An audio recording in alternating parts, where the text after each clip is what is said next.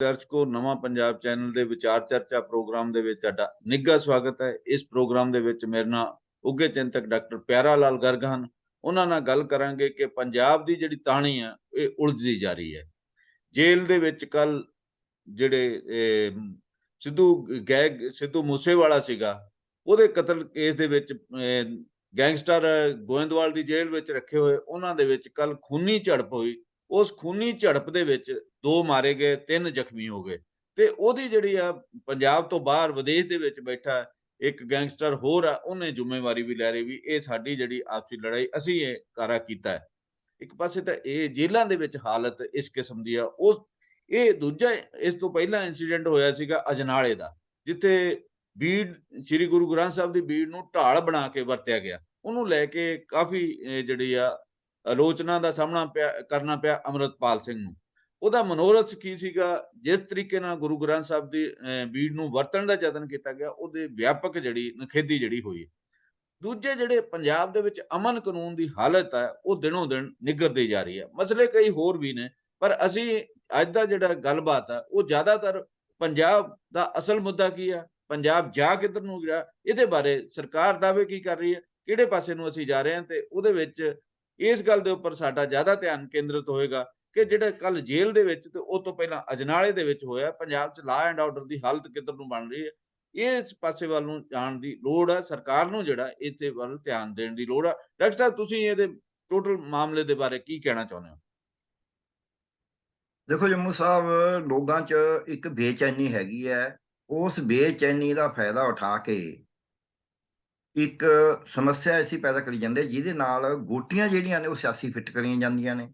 ਆਪਦੀ ਸਿਆਸਤ ਨੂੰ ਅੱਗੇ ਵਧਾਉਣ ਵਾਸਤੇ ਸਮੱਸਿਆ ਜਿਹੜੀ ਵੱਡੀ ਹੈ ਉਹ ਅੱਗੇ ਹੁੰਦੇ ਧਰਨੇ, ਮੁਜ਼ਾਹਰੇ, ਐਜੀਟੇਸ਼ਨਾਂ, ਮੰਗਾਂ, ਉਹਦੀ ਬਜਾਏ ਹੁਣ ਜ਼ਿਆਦਾ ਜਿਹੜਾ ਹੈ ਜ਼ੁਲਮ ਵੱਲ ਨੂੰ ਵੱਧ ਰਹੀ ਹੈ। ਜਿਹੜੀ ਸਾਡੀ ਸਿਆਸਤ ਹੈ, ਜੇ ਮੋਟੇ ਤੌਰ ਤੇ ਦੇਖੀਏ, ਉਹਦੇ 'ਚ ਇੱਕ ਕਿਸੇ ਦੀ ਸਪੋਰਟ ਕਰਦਾ, ਦੂਜਾ ਕਹਿੰਦਾ ਟੁੱਟ ਗਿਆ। ਹੁਣੀ ਜੇ ਆਪਾਂ ਦੇਖੀਏ, ਜੇ ਪੰਜਾਬ ਦੇ ਵਿੱਚ ਅਜਨਾਲੇ ਵਾਲੀ ਘਟਨਾ ਤੋਂ ਬਾਅਦ ਜਿਹੜੇ ਮੁੱਖ ਮੰਤਰੀ ਪੰਜਾਬ ਦੇ 2 ਵਾਰੀ ਰਹੇ ਨੇ, ਉਹ ਕਹਿੰਦੇ ਜੇ ਇਹਨਾਂ ਤੋਂ ਨਹੀਂ ਸੰਭਦਾ ਫਿਰ ਕੇਂਦਰ ਸਾਂਭ ਲੇ ਇਸ ਨੂੰ। ਤੇ ਹਾਂਜੀ। ਇਸੇ ਤਰ੍ਹਾਂ ਹੀ ਪਾਰਟੀਆਂ ਨੇ, ਅਕਾਲੀ ਦਲ ਨੇ ਮੰਗਣਾ ਸ਼ੁਰੂ ਕਰਤਾ, ਜਿਹੜੇ ਆਪ ਬੇਅਦਬੀ ਦੇ ਕਾਂਡ ਦੇ ਵਿੱਚ ਬਿਲਕੁਲ ਲੋਕਾਂ ਦੇ ਸਾਹਮਣੇ ਜੱਗਰ ਖੜੇ ਨੇ, ਹਾਂਜੀ। ਹੈ ਵੀ ਜ਼ਿੰਮੇਵਾਰ ਕੀ ਹੈ, ਜਿਨ੍ਹਾਂ ਦੇ ਉੱਤੇ ਹੁਣ ਤਾਂ ਸਿੱਟ ਨੇ ਵੀ ਸਾਬਤ ਕਰਕੇ ਚਲਾਨ ਵੀ ਪੇਸ਼ ਹੋ ਗਿਆ। ਹਾਂਜੀ। ਉਹ ਕਹਿੰਦੇ ਵੀ ਇਹ ਤਾਂ ਇੱਥੇ ਇਹਨਾਂ ਤੋਂ ਸਰਕਾਰ ਤਾਂ ਚੱਲਦੀ ਨਹੀਂ, ਪ੍ਰੈਜ਼ੀਡੈਂਟ ਰੂਲ ਹੈ। ਬੀਜੇਪੀ ਪਹਿਲਾਂ ਹੀ ਕਹੀ ਜਾਂਦੀ ਹੈ ਪ੍ਰੈਜ਼ੀਡੈਂਟ ਰੂਲ ਲੱਗਣਾ ਚਾਹੀਦਾ ਹੈ। ਜੇ ਇਹਨੂੰ ਦੇਖੀਏ ਪੂਰੇ ਮੁਲਕ ਦੇ ਵਿੱਚ ਜਿਹੜਾ ਲਾਅ ਐਂਡ ਆਰਡਰ ਹੈ ਸੂਬਿਆਂ ਦੇ ਵਿੱਚ, ਅੱਜ ਆ ਅਖਬਾਰ ਪੰਜਾਬੀ ਟ੍ਰਿਬਿਊਨ ਤਾਂ ਸਾਡਾ ਰੀਜਨਲ ਅਖਬਾਰ ਹੈ ਕਿਸਮ ਦਾ, ਹਾਂਜੀ। ਇਹਦੇ ਯੂਪੀ ਦੀਆਂ ਘਟਨਾਵਾਂ, ਕਿੰਨੇ ਕਤਲ ਹੋ ਰਹੇ ਨੇ, ਹੋਰ ਆਲੇ ਦੁਆਲੇ ਦੀਆਂ ਭਰੀਆਂ ਪਈਆਂ ਨੇ। ਉਹ ਤੋਂ ਪਤਾ ਲੱਗਦਾ ਵੀ ਲਾਅ ਐਂਡ ਆਰਡਰ ਕਿਤੇ ਵੀ ਠੀਕ ਨਹੀਂ ਹੈ। ਨਹੀਂ ਉਹਦਾ ਨਹੀਂ, ਸਾਡੇ ਕਾਰਨ ਕੀ? ਗੁਆਂਢੀ ਨਹੀਂ ਸਾਡੇ ਗੁਆਂਢੀ ਹਰਿਆਣੇ ਦੇ ਵਿੱਚ ਉੱਥੋਂ ਹਾਂ, ਜਿਹੜੇ ਰਾਜਸਥਾਨ ਤੋਂ 2 ਜਵਾਨ ਸੀਗੇ, ਉਹਨਾਂ ਹਾਂ, ਨੂੰ ਮਾਰ 2 ਦਿੱਤਾ ਫੜ ਗਿਆ। ਕੇ ਉਹਨਾਂ ਨੂੰ ਕਤਲ ਕਰਕੇ ਘੱਟ ਉੱਥੇ ਗਿਣਤੀ ਸੁੱਟਿਆ ਗਿਆ, ਫਿਰਕੇ ਦੇ ਸੀਗੇ। ਘੱਟ ਗਿਣਤੀ ਫਿਰਕੇ ਨੂੰ। ਸੋ ਇਹ ਜਿਹੜਾ ਸਾਡੇ ਸਾਹਮਣੇ ਹੈ ਵੀ ਇਹ ਲਾਅ ਐਂਡ ਆਰਡਰ ਦੀ ਅਸਲ 'ਚ ਸਮੱਸਿਆ ਕਿੱਥੋਂ ਉੱਭਰੀ ਆ, ਪਹਿਲਾਂ ਤਾਂ ਇਹ ਦੇਖੀ। ਹਾਂਜੀ। ਸਮੱਸਿਆ ਇਸ ਕਰਕੇ ਉੱਭਰੀ ਹੈ ਕਿ ਅਸੀਂ ਸਮਾਜ ਦੇ ਵਿੱਚ ਸਰਕਾਰ ਦਾ ਜਿਹੜਾ ਦਬਦਬਾ ਇਹ ਬਿਨਾਂ ਸੋਚੇ ਸਮਝੇ ਤੋੜਨਾ ਸ਼ੁਰੂ ਕਰ ਦਿੱਤਾ ਕਿ ਵੀ ਇਹਦਾ ਨੁਕਸਾਨ ਕੀ ਹੋਏਗਾ, ਇਹ ਕਿੱਧਰ ਨੂੰ ਜਾਏਗਾ। ਸਰਕਾਰ ਦਬਦਬਾ ਨਾਲ ਚੱਲਦੀ ਹੁੰਦੀ ਹੈ, ਨਾ ਕਿ ਹਥਿਆਰਾਂ ਨਾਲ। ਤੇ ਉਹਦੇ ਵਿੱਚ ਅਸੀਂ ਪਹਿਲਾ ਕੰਮ ਕਰਿਆ, ਪੂਰੇ ਦੇਸ਼ ਦੇ ਵਿੱਚ ਭੀੜ ਤੰਤਰ ਬਣਾਉਣਾ ਸ਼ੁਰੂ ਕਰਤਾ ਵੀ ਜਿਹੜਾ ਉੱਠੇ ਜੋ ਮਰਜ਼ੀ ਕਰੇ, ਜਿਹਦਾ ਮਰਜ਼ੀ ਕਤਲ ਕਰ ਦੇ, ਜਿਹਦੇ ਵਾਸਤੇ ਮਰਜ਼ੀ ਆਪ ਹੀ ਉਸ ਦਾ ਰਾਖਾ ਬਣ ਜੇ। ਚਾਹੇ ਕੋਈ ਗਊ ਦਾ ਰਾਖਾ ਬਣ ਜੇ, ਚਾਹੇ ਕੋਈ ਆਪਦੇ ਧਰਮ ਦੀਆਂ ਕੁੜੀਆਂ ਦਾ ਰਾਖਾ ਬਣ ਜੇ, ਚਾਹੇ ਉਹ ਕਿਸੇ ਆਪਦੇ ਗੈਂਗਸਟਰਾਂ ਦਾ ਰਾਖਾ ਬਣ ਜੇ, ਚਾਹੇ ਉਹ ਕਿਸੇ ਰੇਪਿਸਟਾਂ ਦਾ ਰਾਖਾ ਬਣ ਜੇ, ਚਾਹੇ ਉਹ ਕੋਈ ਧਾਰਮਿਕ ਸਥਰਾਂ ਦਾ ਰਾਖਾ ਬਣ ਜੇ, ਚਾਹੇ ਉਹ ਧਾਰਮਿਕ ਚਿੰਨ੍ਹਾਂ ਦਾ ਰਾਖਾ ਬਣ ਜੇ। ਆਪਣੀ ਮਰਜ਼ੀ ਨਾਲ ਰਾਖੇ ਬਣਦੇ ਰਹਿਣ, ਔਰ ਉਹ ਰਾਖੇ ਬਣ ਕੇ ਆਪਦੇ ਧਾਰਮਿਕ ਘੱਟ ਗਿਣਤੀਆਂ ਜਾਂ ਉਹਨਾਂ ਦੇ ਚਿੰਨ੍ਹਾਂ ਦੇ ਬਣ ਕੇ ਜੋ ਮਰਜ਼ੀ ਜਿਹੜਾ ਹੈ ਉਹ ਸ਼ੋਰ ਸ਼ਰਾਬਾ ਕਰੀ ਜਾਣ, ਜਿਹਨੂੰ ਮਰਜ਼ੀ ਫੜ ਕੇ ਭੀੜ ਤੰਤਰ ਬਣ ਕੇ ਕਤਲ ਕਰ ਦੇਣ। ਉਹਨਾਂ ਨੂੰ ਕੁਝ ਕਹਿਣਾ ਨਹੀਂ ਹੈ। ਜਿਹਦੇ ਵਿੱਚ ਬਿਲਕਿਸ ਪਾਉਣ ਵਾਲਾ ਕੇਸ ਆਪਾਂ ਦੇਖਿਆ, ਜਿਹਦੇ 'ਚ ਆਪਾਂ ਯੂਪੀ 'ਚ ਗੈਂਗ ਰੇਪ ਦੇ ਨਾਲ ਉਦੋਂ ਕੁੜੀ ਨੂੰ ਮਾਰ ਕੇ ਤੇ ਉਹਦੇ ਘਰਦਿਆਂ ਨੂੰ ਅੱਗੇ ਨਾ ਦਿੱਤਾ, ਪਰ ਉਹਨਾਂ ਦੇ ਗਲਾਂ 'ਚ ਹਾਰ ਪਾਏ ਗਏ। ਸੋ ਇਹ ਜਿਹੜਾ ਵਰਤਾਰਾ ਹੈ, ਇਸ ਵਰਤਾਰੇ ਨੇ ਦੇਸ਼ ਦੇ ਵਿੱਚ ਜਿਹੜੇ ਅਮਨ ਕਾਨੂੰਨ ਦੀ ਸਥਿਤੀ ਹੁੰਦੀ ਹੈ, ਉਹ ਸਰਕਾਰ ਦੇ ਭੈ ਕਰਕੇ ਬਣੀ ਰਹਿੰਦੀ ਆ। ਉਹ ਭੈ ਟੁੱਟ ਗਿਆ, ਭੈ ਕੱਟ, ਕਿਉਂਕਿ ਉਹ ਉਹਨਾਂ ਦੀ ਮਦਦ ਕਰਨ ਲੱਗੇ। ਜਿਹੜਾ ਜ਼ੁਲਮ ਕਰ ਰਿਹਾ ਹੈ, ਉਹ ਜਿਹੜਾ ਦੋਸ਼ੀ ਹੈ, ਜੇ ਉਹਦੇ ਹਾਰ ਪਾਏ ਜਾਣਗੇ, ਉਹਦੇ ਟਿੱਕੇ ਲਾਏ ਹੂੰ। ਜਾਣਗੇ, ਕਿਉਂਕਿ ਉਹਨੇ ਦੂਜੀ ਕਮਿਊਨਿਟੀ ਨੂੰ ਮਾਰਿਆ ਹੈ। ਇਹ ਇੱਕ ਕਿਸਮ ਦੀ ਵੱਡੀ ਗੱਲ ਲੱਗਦੀ ਹੈ ਦੇਖਣ ਨੂੰ। ਇਹ ਫਸਾਦ ਵਾਲੀ ਸਿਚੁਏਸ਼ਨ ਹੀ ਹੁੰਦੀ ਹੈ ਵੀ ਦੂਜਿਆਂ ਨੂੰ ਮਾਰ ਦੋ ਫਿਰ ਤੁਸੀਂ ਜੰਨਤ ਜਾਓਗੇ ਜਾਂ ਤੁਸੀਂ ਸਵਰਗ 'ਚ ਜਾਓਗੇ ਤੇ ਤੇ ਡਾਕਟਰ ਜਾਂ ਸਾਹਿਬ ਕੋਈ ਜਿਹੜੇ ਕੱਲ ਤੁਸੀਂ ਸੱਚਖੰਡ ਜਾਓਗੇ। ਗੋਇੰਦਵਾਲ ਹਾਂਜੀ ਚ 2 ਮਰਡਰ ਹੋਏ ਆ, ਜੇਲ੍ਹ ਦੇ ਵਿੱਚ ਅੰਦਰ ਜੀ ਖੂਨੀ ਜਿਹੜਾ ਕਮਸਾਨ ਹੋਇਆ ਹੈ, ਜੀ ਜਿਹਦੇ ਜੀ 3 ਹੋਰ ਜ਼ਖਮੀ ਵੀ ਹੋਏ ਆ, ਜਿਹਦੇ ਵਿੱਚ ਹਾਂਜੀ ਜਿਹੜਾ ਮਨਮੋਹਨ ਸਿੰਘ ਤੂਫਾਨ ਜਿਹੜਾ ਤੇ ਉਸਦੇ ਨਾਲ ਉਹ ਮਾਰੇ ਗਏ। ਮਨਮੋਹਨ ਸਿੰਘ ਮੋਹਣਾ ਜਿਹੜੇ ਮੂਸੇਵਾਲੇ ਹਾਂ ਦੇ ਕਤਲकांड ਦੇ ਵਿੱਚ ਉੱਥੇ ਬੰਦ ਨੇ, ਉਹਨਾਂ ਦਾ ਮਰਡਰ ਹਾਂਜੀ ਕਰ ਦੇਣਾ, ਮਤਲਬ ਅਸੀਂ ਇਹਨੂੰ ਅਣਮਨੁੱਖੀ ਘਟਨਾ ਮੰਨਦੇ ਆ। ਤੇ ਇਹ ਕਿਸ ਤਰੀਕੇ ਦਾ ਇਨਸਾਫ ਦੇਣ ਦੀ ਗੱਲ ਹੈਗੀ ਹੈ? ਦੇਖੋ ਗੱਲ ਇਹ ਹੈ ਵੀ ਇਹ ਹੁਣ ਤਾਂ ਜੇਲ੍ਹ 'ਚ ਹੋਏ ਨੇ, ਪਹਿਲਾਂ ਵੀ ਜੇਲ੍ਹ ਹਾਂਜੀ 'ਚ ਹੋਏ ਨੇ, 2 ਹੋ ਚੁੱਕੇ ਇੱਥੇ ਪੰਜਾਬ ਦੀਆਂ ਜੇਲ੍ਹਾਂ 'ਚ, ਹਾਂਜੀ ਬਾਹਰ ਵੀ ਨੇ।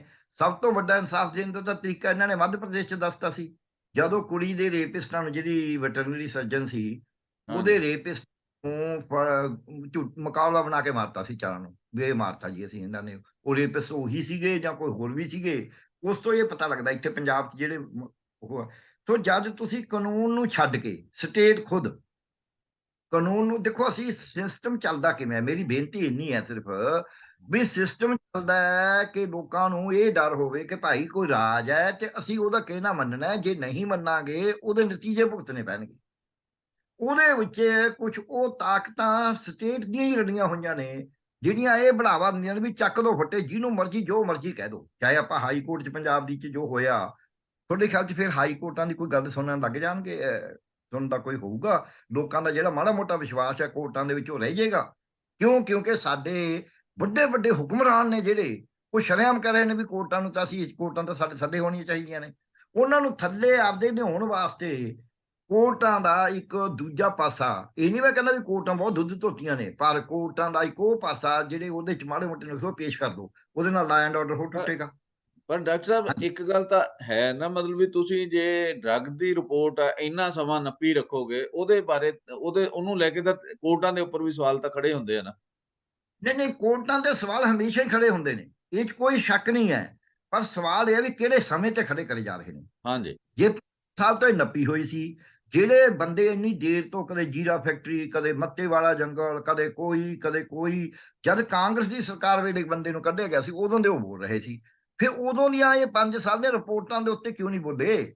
ਹਾਂਜੀ ਇਹ ਜਿੱਦੇ ਨੇ ਕਹਿ ਦਿੱਤਾ ਕਿ ਜਿੰਨਾ ਚਿਰ, ਦੇਖੋ ਤੁਸੀਂ ਕਿੱਥੇ ਤੱਕ ਗੱਲ ਪਹੁੰਚ ਗਈ। ਆਪਾਂ ਇੱਕ ਗੱਲ ਸਮਝੀਏ ਜੰਮੂ ਜੀ, ਕਿਰਨ ਜੀ ਅੱਜ ਤੱਕ ਕਿਸੇ ਮੰਤਰੀ ਨੇ ਕਹਿਣ ਦੀ ਕੋਸ਼ਿਸ਼ ਨਹੀਂ ਕਰੀ ਸੀ, ਕਿਰਨ ਜੀ ਬੜੇ ਸਿਆਣੇ ਨੇ, ਪੜ੍ਹੇ ਲਿਖੇ ਨੇ, ਇਹ ਕੋਸ਼ਿਸ਼ ਨਹੀਂ ਕਰੀ ਸੀ ਵੀ ਜੇ ਸਾਡੇ ਹੱਥ 'ਚ ਨਹੀਂ ਆਉਂਦੀ ਅਦਾਲਤਾਂ ਦੇ ਵਿੱਚ ਨਿਯੁਕਤੀ, ਉੱਚ ਅਦਾਲਤਾਂ 'ਚ ਯਾਨੀ ਕਿ ਸੁਪਰੀਮ ਕੋਰਟ ਤੇ ਹਾਈ ਕੋਰਟ 'ਚ, ਤਾਂ ਅਸੀਂ ਨਿਯੁਕਤੀਆਂ ਨਹੀਂ ਕਰਾਂਗੇ। ਇਹ ਹਾਂ- ਜਿਹੜਾ ਕਹਿਣਾ ਇਹ ਆਪਣੇ ਆਪ 'ਚ ਇੱਕ ਸੰਵਿਧਾਨ ਦੀ ਸਹੁੰ ਚੁੱਕ ਕੇ ਬੈਠੇ ਹੁਕਮਰਾਨ ਵੱਲੋਂ ਉਸੇ ਸੰਵਿਧਾਨ ਦੀ ਤੋਹੀਨ ਹੈ। ਬਿਲਕੁਲ ਇਹ ਜਿਹੜਾ ਗੱਲ ਹੈ। ਦੂਜਾ, ਜਿਹੜੇ ਸਾਡੇ ਉਪ ਰਾਸ਼ਟਰਪਤੀ ਜੀ ਨੇ, ਉਹ ਕਹਿੰਦੇ ਵੀ ਸਭ ਤੋਂ ਉੱਪਰ ਹੀ ਜਿਹੜੀ ਹੈਗੀ ਹੈ ਲੋਕ ਸਭਾ, ਅਸੀਂ ਚੁਣੇ ਹੋਏ ਆ, ਇਸ ਕਰਕੇ ਸਾਰਾ ਕੁਝ ਹੋਣਾ ਹੀ ਸਾਡੇ ਹੱਥ ਚਾਹੀਦਾ। ਜੱਜ ਕਿਹੜਾ ਚੁਣੇ ਜਾਂਦੇ ਨੇ? ਜਦ ਤੁਸੀਂ ਇਹੋ ਜਿਹੇ ਮਿਹਣੇ ਦਿੰਦੇ ਹੋ, ਹੁਣ ਤੁਸੀਂ ਜੇ ਦੇਖੋ ਜਿਹੜੇ ਉਹਨਾਂ ਨੇ ਮਿਹਣੇ ਦਿੱਤੇ ਜੱਜਾਂ ਨੂੰ, ਕਿਹੜਾ ਤੁਸੀਂ ਚੁਣੇ ਜਾਂਦੇ ਹੋ? ਜਵਾਬ ਦੇ ਅਸੀਂ ਹੁੰਨੇ ਆ। ਉਹੇ ਜਿਹਾ ਮਿਹਣਾ ਭਗਵੰਤ ਮਾਨ ਨੇ ਗਵਰਨਰ ਨੂੰ ਦੇਤਾ ਹਾਂਜੀ ਵੀ ਤੁਸੀਂ ਕਿਹੜੇ ਚੁਣੇ ਗਏ ਹੋ? ਅਸੀਂ ਹੁਣ ਦੋਹਾਂ ਦਾ ਤੁਸੀਂ ਸਿਮਿਲਰਿਟੀ ਦੇਖੋ, ਉਹਦੇ ਤੇ ਗਵਰਨਰ ਤਾਂ ਮਤਲਬ ਟੱਪ ਕੇ ਵੀ ਮੈਨੂੰ ਐਂ ਕਿਵੇਂ ਕਹਤਾ। ਗਵਰਨਰ ਗੁੱਸਾ ਦਿਖਾ ਰਹੇ ਨੇ ਕਿਉਂਕਿ ਉਹਨਾਂ ਦੇ ਹੱਥ 'ਚ ਇੱਕ ਮਾੜੀ ਮੋਟੀ ਪਾਵਰ ਹੈਗੀ ਹੈ, ਡਿਊਟੀ ਹਾਲਾਂਕਿ ਪਾਵਰ ਵੀ ਨਹੀਂ ਉਹਨਾਂ ਦੀ। ਤੇ ਫਿਰ ਸੁਪਰੀਮ ਕੋਰਟ ਨੂੰ, ਪਰ ਉਹਨਾਂ ਦੀ ਉਹ ਖੁਦ ਗਵਰਨਰ ਵੀ ਰਹੇ ਨੇ ਜਿਹੜੇ ਹੁਣ ਉਪ ਰਾਸ਼ਟਰਪਤੀ ਨੇ ਮਾਨਯੋਗ, ਜੇ ਉਹ ਕਹਿ ਸਕਦੇ ਨੇ ਸੁਪਰੀਮ ਕੋਰਟ ਦੇ ਬਾਰੇ, ਤੇ ਫਿਰ ਜੇ ਭਗਵੰਤ ਮਾਨ ਨੇ ਕਹਿਤਾ ਤਾਂ ਫਿਰ ਸਿਮਿਲਰਿਟੀ ਤਾਂ ਉੱਥੇ ਨਿਕਲ ਗਿਆ ਨਾ ਵੀ ਉਹਨੇ ਕਹਿਤਾ ਆਪਾਂ ਕਹਿ ਦੋ। ਇਦਾਂ ਹੀ ਭੀੜ ਤੰਤਰ, ਹਿੰਦੂਆਂ ਦਾ ਭੀੜ ਤੰਤਰ ਕਰਕੇ ਜੋ ਕੁਝ ਕਰ ਰਿਹਾ ਵੀ ਆਹ ਸਾਡਾ ਮੰਦਿਰ, ਆਹ ਸਾਡਾ ਫਲਾਣਾ, ਆਹ ਵੀ ਢਾ ਦੋ, ਆਹ ਵੀ ਢਾ ਦੋ, ਗਿਆਨ ਵਾਪੀ ਮਸਜਿਦ, ਉੱਥੋਂ ਇੱਕ ਤੁਹਾਨੂੰ ਭਾਵੇਂ ਉਹ ਸ਼ਿਵਲਿੰਗ ਹੈ ਜਾਂ ਨਹੀਂ ਹੈ, ਅਜੇ ਤੱਕ ਉਹਦਾ ਫੈਸਲਾ ਨਹੀਂ ਹੋਇਆ, ਤੇ ਤੁਸੀਂ ਕਹੋ ਨਹੀਂ ਜੇ ਤਾਂ ਸ਼ਿਵਲਿੰਗ ਆ ਉਹਦਾ ਤਾਂ ਪੂਰਾ ਵਾਵੇ ਦਾ ਖੜਾ ਕਰ ਦੋ, ਤਾਂ ਫਿਰ ਗੁਰੂ ਗ੍ਰੰਥ ਸਾਹਿਬ ਲੈ ਕੇ ਵੀ ਇਹ ਜਾਣਗੇ। ਮੈਂ ਤਾਂ ਕਹਾਂਗਾ ਪੰਜਾਬ ਦੇ ਵਿੱਚ ਇਹ ਗੱਲ ਸਿੱਖੀ ਦੀ ਸਭ ਤੋਂ ਵੱਡੀ ਤਾਕਤ ਹੈ। ਹਿੰਦੂਆਂ ਦੇ ਵਿੱਚ ਬਹੁਤ ਘੱਟ ਗਿਣਤੀ ਹੈ ਜਿਹੜੀ ਸ਼ਰੇਆਮ ਕਹਿ ਦੇਣ ਵੀ ਇਹ ਗਲਤ ਹੋ ਰਿਹਾ ਹੈ। ਹੈਗੀ ਹੈ ਗਿਣਤੀ, ਐ ਨਹੀਂ ਵੀ ਬਿਲਕੁਲ ਨਹੀਂ ਹੈਗੀ।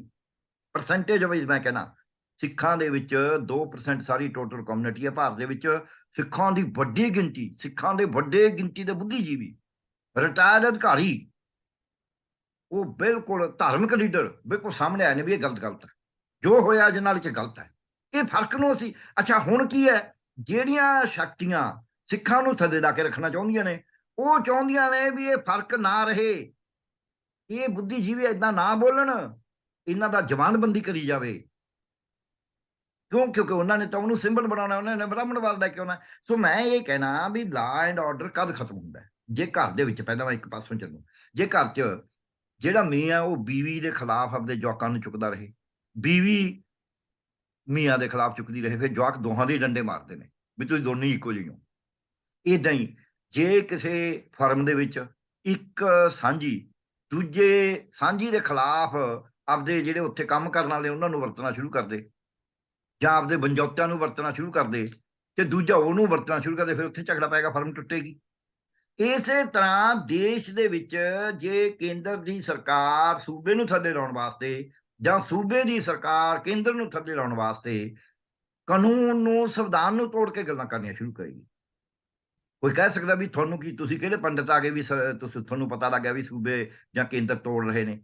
ਉਹਦਾ ਇੱਕ ਸਿੱਧਾ ਸਬੂਤ ਹੈ, ਜਿੰਨੇ ਸੂਬਿਆਂ ਦੇ ਵਿੱਚ ਰਾਜ ਜਿਹੜਾ ਹੈਗਾ ਵਿਰੋਧੀ ਪਾਰਟੀਆਂ ਦਾ ਹੈ ਕੇਂਦਰ ਵਾਲੀ ਪਾਰਟੀ ਨਾਲੋਂ, ਉਹਨਾਂ ਦੇ ਸਾਰੇ ਗਵਰਨਰ, ਚਾਹੇ ਉਹ ਕਿਰਨ ਬੇਦੀ ਹੋਣ, ਚਾਹੇ ਉਹ ਤਾਮਿਲਨਾਡੂ ਦੇ ਗਵਰਨਰ ਹੋਣ, ਚਾਹੇ ਉਹ ਕੇਰਲਾ ਦੇ ਗਵਰਨਰ ਹੋਣ, ਚਾਹੇ ਇਹ ਸਾਡੇ ਜਿਹੜੇ ਮਾਨਯੋਗ ਉਪ ਰਾਸ਼ਟਰਪਤੀ ਜੀ ਨੇ, ਇਹ ਪੱਛਮੀ ਬੰਗਾਲ ਦੇ ਗਵਰਨਰ ਸੀਗੇ, ਜਿੱਥੇ ਜਿੱਥੇ ਇਹ ਲੋਕ ਗਵਰਨਰ ਰਹੇ ਨੇ ਵਿਰੋਧੀ ਪਾਰਟੀਆਂ ਵਾਲੀਆਂ ਸਰਕਾਰਾਂ 'ਚ, ਉੱਥੇ ਉਹਨਾਂ ਨੇ ਐ ਰਾਜ ਕਰਿਆ ਜਿਵੇਂ ਵੀ ਰਾਜ ਅਸੀਂ ਕਰ ਰਹੇ ਹਾਂ, ਮੁੱਖ ਮੰਤਰੀ ਕੋਈ ਚੀਜ਼ ਹੀ ਨਹੀਂ, ਚੁਣੀ ਹੋਈ ਵਿਧਾਨ ਸਭਾ ਤੇ ਕੋਈ ਇੱਕ ਪਾਸੇ ਇਹ ਕਰਦੇ ਨੇ, ਦੂਜੇ ਪਾਸੇ ਧਨਖੜ ਸਾਹਿਬ ਜਦ ਇੱਥੇ ਆ ਜਾਂਦੇ ਨੇ ਉਦੋਂ ਕਹਿੰਦੇ ਚੁਣੀ ਹੋਈ ਹੈ ਸਭ ਕੁਝ, ਉਹ ਦਿੱਲੀ ਤੋਂ ਵੀ ਉੱਪਰ ਹੈ। ਆਪਾਂ ਦੇ ਜਿਹੜੇ ਦੋਹਰੇ ਮਾਪਦੰਡ ਨੇ, ਜਿਹੜੇ ਨਕਾਬ ਦੇ ਅੰਦਰ ਕੋਈ ਹੋਰ ਤਰ੍ਹਾਂ ਦੇ ਚਿਹਰੇ ਨੇ, ਬਾਹਰ ਕੋਈ ਹੋਰ ਨੇ, ਤੇ ਜਿਹੜੇ ਦੇਖ ਦੇਖ ਕੇ ਟਿੱਕੇ ਕੱਢਣਾ ਕਹਿੰਦੇ ਨੇ ਇਹਨੂੰ ਆਪਾਂ ਪੰਜਾਬੀ 'ਚ, ਵੀ ਜਿਹੜੇ ਜਿੱਥੇ ਬੈਠੇ ਆਪਾਂ ਤਾਂ ਆਪਦੀ ਗੱਲ ਕਰਨੀ ਹੈ। ਜਿੱਦੇ ਅਸੀਂ ਗਵਰਨਰ ਆ ਉਹਦੇ ਅਸੀਂ ਕਹਿੰਦੇ ਵੀ ਅਸੀਂ ਮੁੱਖ ਮੰਤਰੀ ਕੌਣ ਹੈ, ਅਸੀਂ ਜੋ ਮਰਜ਼ੀ ਕਰੀਏ।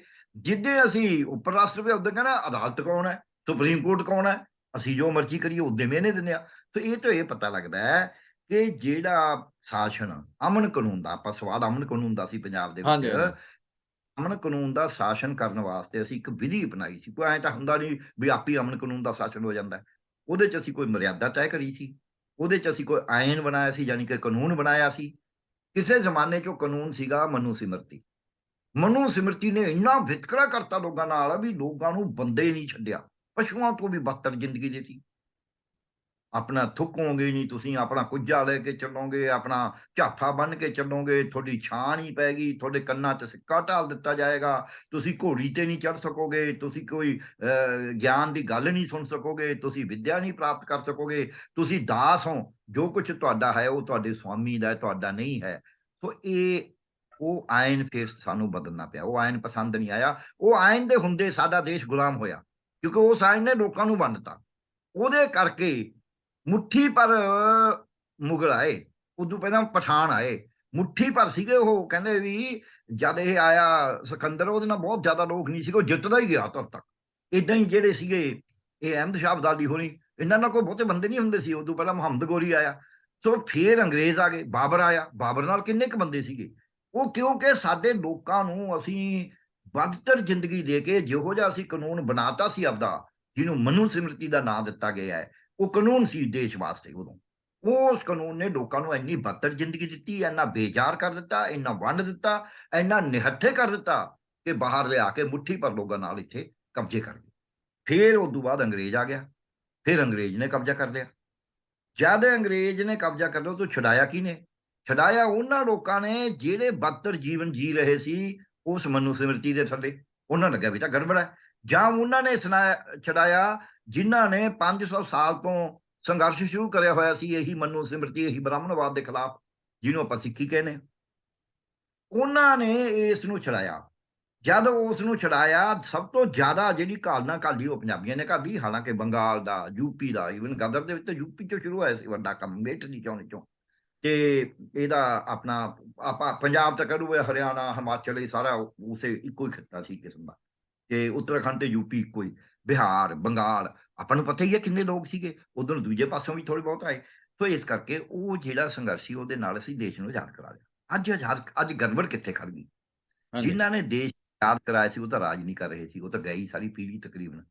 ਜਿਨ੍ਹਾਂ ਨੇ ਅੰਗਰੇਜ਼ਾਂ ਦੇ ਪਿੱਠੂ ਬਣ ਕੇ ਰਹੇ ਸੀ ਉਦੋਂ ਵੀ, ਜਿਨ੍ਹਾਂ ਨੇ ਉਦੋਂ ਵੀ ਧਰਮ ਦੇ ਨਾਂ ਤੇ ਵੰਡਿਆ ਸੀ, ਤੇ ਜਿੱਦਾਂ ਆਜ਼ਾਦੀ ਮਿਲ ਗਈ ਸੀ ਉਹਦੇ ਸਫਲ ਹੋ ਗਏ ਸੀ ਮਾਰਕਾਟ ਕਰਾਉਣ ਚ। ਔਰ ਪੰਜਾਬ ਨੂੰ ਅਸੀਂ ਅੰਗਰੇਜ਼ੀ ਚ ਕਹਿੰਦੇ 20 ਸੈਕਟਰ, ਪੰਜਾਬ ਦੇ 2 ਫਾੜ ਕਰ ਦਿੱਤਾ ਸੀ, ਪੰਜਾਬ ਕਟਾਵੜੀ ਕਰਾਤੀ ਸੀ। ਉਹੀ ਅੱਜ ਰਾਜ ਕਰ ਰਹੇ ਨੇ, ਉਹੀ ਅੱਜ ਧਰਮ ਦੇ ਨਾਂ ਦੇ ਉੱਤੇ ਗੱਲ ਕਰ ਰਹੇ ਨੇ। ਸੋ ਇਸ ਕਰਕੇ ਪੰਜਾਬ ਦੇ ਵਿੱਚ ਅੱਜ ਉਹਨਾਂ ਦਾ ਹਿੱਤ ਇਹ ਹੈ ਕਿ ਅਸੀਂ ਰਾਜ ਕਰਨਾ, ਚਾਹੇ ਜੋ ਮਰਜ਼ੀ ਹੋ ਜਾਏ, ਚਾਹੇ ਪੰਜਾਬ ਦਾ ਪੱਠਾ ਬਹਿ ਜੇ।